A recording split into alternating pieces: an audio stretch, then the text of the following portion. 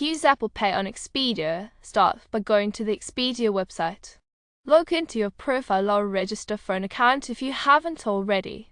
The Expedia website features a language changer, options to list your property, support, trips, and your account information at the top of the screen, with a search bar in the middle where you can explore stays, flights, cars, and more.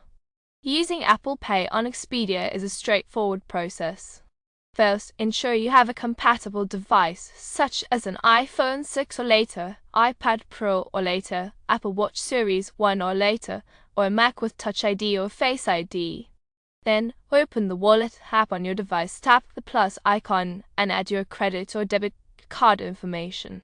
Next, open the Expedia app or website and log into your account.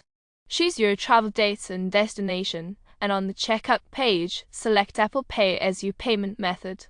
Confirm your payment using Face ID or Touch ID, double-check your payment information, and confirm the booking. This process is convenient and simple, making it easy to book your travel arrangements using Apple Pay on Expedia.